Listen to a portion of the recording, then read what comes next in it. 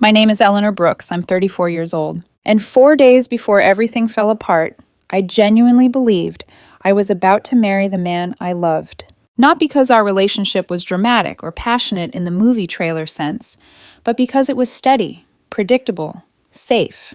The kind of love you trust enough to build a future on. I thought that was enough. Ethan Caldwell and I had been together for 3 years, engaged for 7 months. Our wedding was scheduled for 2 months away, early autumn, downtown venue, warm lights, neutral florals. Elegant but not flashy. At least, that's what I thought we'd agreed on. Ethan worked in branding and partnerships for lifestyle companies. His world revolved around perception, how things looked, how they photographed, how they landed on social media. He dressed well without trying, spoke confidently, knew the right people. I was a civil project manager, stable job, good income. I wore tailored slacks, sensible shoes, and drove a reliable sedan I'd owned for 8 years. I didn't chase trends. I didn't curate my life. I believe love didn't require that. Wedding planning had consumed the last few months. Deposits paid, invitations sent, endless discussions about table linens, lighting temperatures, guest lists. Ethan had been increasingly tense, more irritable than usual. I assumed it was normal stress. I didn't realize I was the stress. That Monday afternoon, I came home early from a site review. Ethan was working from home, seated in the living room, laptop open, headphones in. I didn't want to interrupt, so I slipped my shoes off quietly and headed toward the bedroom. Then I heard my name. "I know," Ethan said, his tone half laughing, half exasperated. "She's great. She's kind. She's responsible. She's stable. But she's just so plain." I stopped walking. "Like, my friends don't get it," he continued. "They keep asking what I see in her. She doesn't have the lifestyle or the look. Being with her kind of lowers my image." My chest went tight. Not sharp pain, something heavier, denser. He kept talking. "It's embarrassing sometimes. Like at that gallery opening last week. Everyone's in designer everything, talking about Milan and Tokyo, and Eleanor's there in a department store blazer talking about infrastructure budgets." A pause. Someone else spoke on the call. I couldn't hear the words, but I heard his sigh. "I know. The wedding's already planned. Maybe once we're married, I can help her upgrade a bit. Style, network more. She just needs to be less herself." I stood frozen in the hallway, heart pounding so loudly I was sure he'd hear it through the walls. Less myself. That was the moment something inside me went very still. I didn't cry. I didn't confront him. I didn't storm into the room. I quietly turned around, picked up my keys, and walked out of the apartment. I drove to a coffee shop across town and sat there for 2 hours, staring at nothing, replaying every word. My phone buzzed repeatedly, texts from Ethan asking where I was. I didn't answer. By the time I drove back home that evening, I already knew something he didn't. The wedding was over, and he had no idea yet. I got back to the apartment around 7 that evening. Ethan was in the kitchen, sleeves rolled up, stirring something on the stove like nothing in the world had shifted. He smiled when he saw me, the same familiar, easy smile I'd trusted for 3 years. "Where were you?" he asked. "I texted you like 5 times. "Had some things to take care of," I said. "What kind of things?" "Work stuff." He accepted that immediately. That should have told me something, but at the time, I just noted it and moved on. We ate dinner, talked about nothing important, watched an episode of a show we'd already half forgotten. He kissed me goodnight. I lay awake long after he fell asleep, staring at the ceiling, listening to his breathing. Every sentence from that afternoon replayed in my head. Plain. Embarrassing. Lowers my image. Not said in anger. Not said in a fight. Said casually. Honestly. The next morning, Ethan left early for his office downtown. He kissed my cheek on the way out and told me he loved me. The door closed behind him, and that was when I started making calls. I didn't rush. I didn't panic. I pulled up the wedding folder on my laptop, the one with contracts, receipts, timelines. I went down the list slowly, methodically. First, the venue. They reminded me of the cancellation policy. 60% of the deposit forfeited if canceled within 90 days. I told them to proceed anyway. My voice didn't shake. Next, the photographer, the florist, the caterer, the DJ.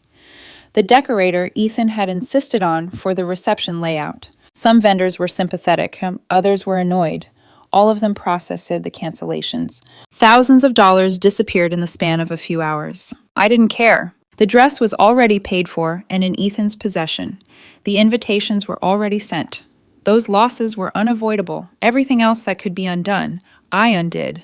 By Tuesday afternoon, there was no wedding left to plan. That evening, Ethan came home talking excitedly about wine selections and whether we should add a chocolate fountain. I nodded, gave opinions when he asked, smiled when appropriate. He had no idea none of it mattered anymore. Wednesday morning, while he was in the shower, I packed a bag. Not everything, just clothes for a few days. My laptop, toiletries. When he came out wrapped in a towel, I was sitting on the edge of the bed. "I'm going to stay at my sister's place for a bit," I said. He frowned. "What? Why?" "I need some space. Wedding stress. I just need a few days to clear my head." He looked concerned, but not alarmed. "Okay. Do you want to talk about it?" "Not right now." He nodded, kissed me goodbye, told me to text him later. I left. I drove straight to my older sister Marianne's house. She lived about 30 minutes away and didn't ask questions when I showed up with a bag. "Everything okay?" she asked. "Not really," I said. "I'll explain later." That evening, my phone lit up. An email from the venue, standard procedure, confirming the cancellation, sent to both of us. Ethan called immediately. "Eleanor," he said, panic already creeping into his voice. "I just got an email saying our venue is canceled. Is this a mistake?" "No."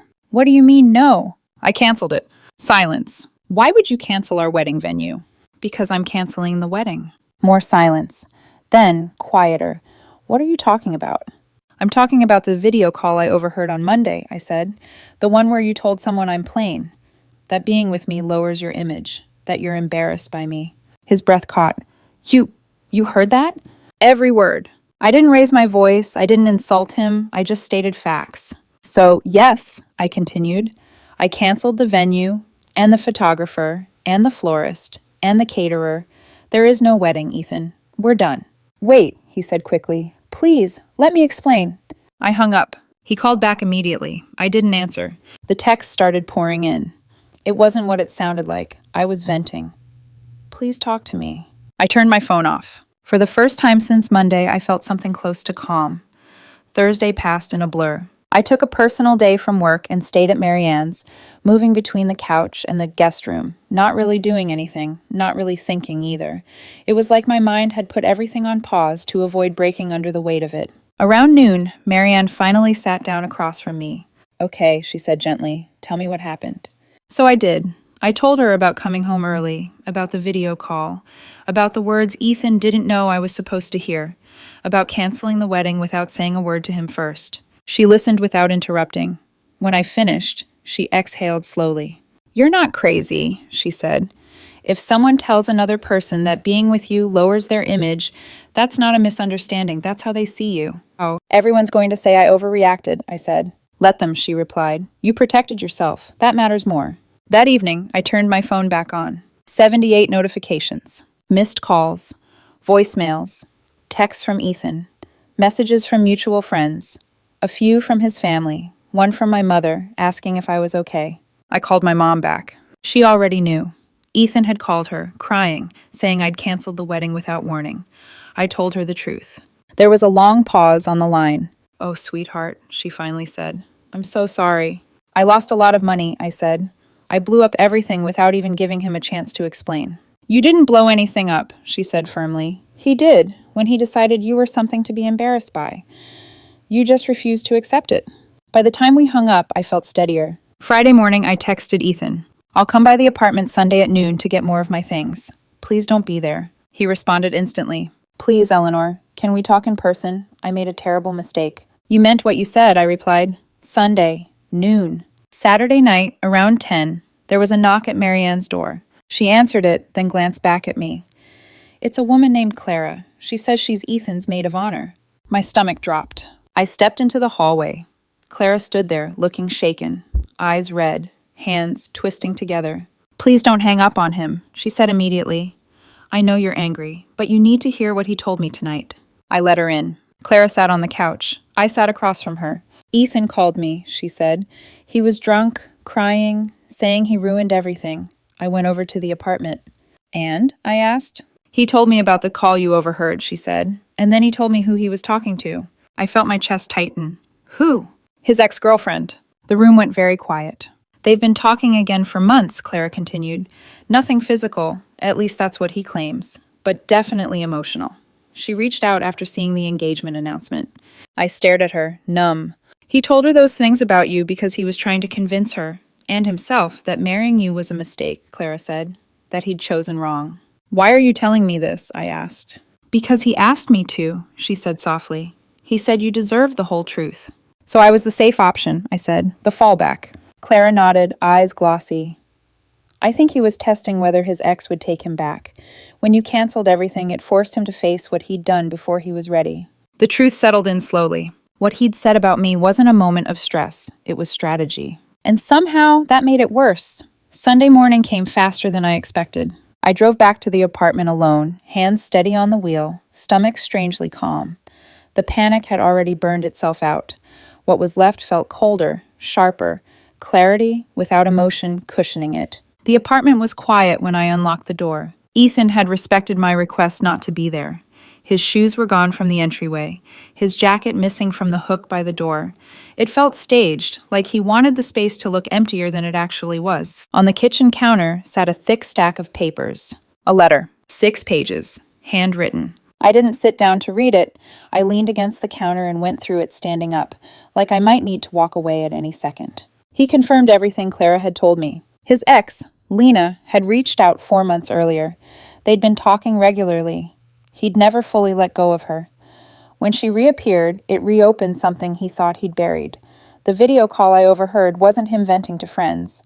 It was him trying to convince Lena, and himself, that he was making a mistake marrying me. He wrote that Lena had ultimately turned him down.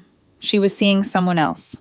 That was why he'd gone through with the wedding, because the door he wanted to walk through had already closed. The letter was full of apologies, promises, explanations, claims that he did love me, that he'd cut off contact completely, that he wanted to fix things. I read it twice. Then I tore it in half. And again, I dropped the pieces into the trash. I packed my things methodically.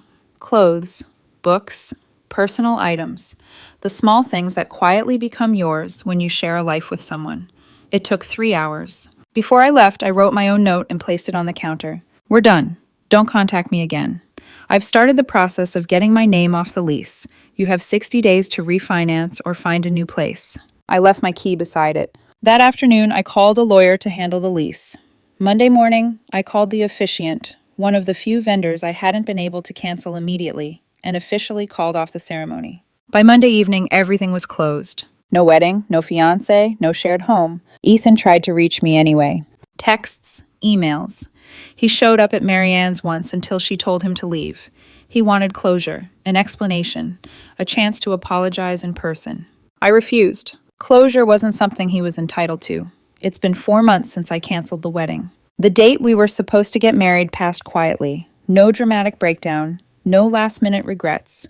I spent that day hiking with Marianne, deliberately choosing a trail with no cell service, no distractions, no room for what-ifs. I live in a small 1-bedroom now. Nothing fancy. Clean lines, good light, rent I can afford on my own without stress. The kind of place that doesn't impress anyone, and that's exactly why I like it. Ethan didn't disappear immediately. He tried reaching out for weeks. Emails, texts. Once, a long voicemail I didn't listen to all the way through. I blocked his number after that. Clara texted me once, about a week after she came to Marianne's. I'm sorry for how everything turned out. He's genuinely devastated. I'm not asking you to forgive him. I just thought you should know. I replied once, I appreciate your honesty, but him being devastated doesn't change what he did. I was his second choice. I deserve better than that. She responded almost immediately. You're right. I told him the same thing. I'm sorry you went through this. That was the last time we spoke. Financially, the damage was real. Between lost deposits and breaking the lease early, I'm out around $18,000. A painful number. But every time I think about it, I remind myself what that money bought me. Freedom. My parents have been solid through all of it. My mom keeps saying I dodged a bullet. My dad told me he was proud of me for standing up for myself, which, coming from him, means more than he probably realizes. Friends have been divided. Some think I overreacted, that I should have confronted Ethan immediately instead of canceling everything behind the scenes. Marianne asked me once if I ever regretted handling it that way. No, I said. If I'd confronted him first, he would have explained it away, minimized it, made me doubt myself. By the time the full truth came out, the wedding was already canceled. I was already out. That's calculated, she said. Maybe, I replied, but I protected myself. She nodded. That was the end of the conversation. Ethan reached out one last time about 6 weeks ago. A long email, not asking to get back together, just apologizing. He said he'd started therapy, said he finally understood how he'd sabotaged the relationship, that seeing me as plain or boring was him projecting his own insecurities, trying to justify why he was emotionally cheating. He said losing me was the biggest mistake of his life. I read it once, then I deleted it. There was nothing left to say. I've gone on a few dates since then. Nothing serious yet. I'm cautious now. I pay attention to how people talk about others, about ambition, about image, about improvement. I know what I bring to a relationship. Stability, loyalty, consistency. Those aren't flashy qualities. They don't photograph well. They don't impress strangers at gallery openings. But they matter. Ethan didn't see that. And that's fine. He wasn't my person. I learned a lot from this. I learned that when someone tells you who they are, even indirectly, you should believe them the first time. I learned that being someone's backup plan is worse than being alone.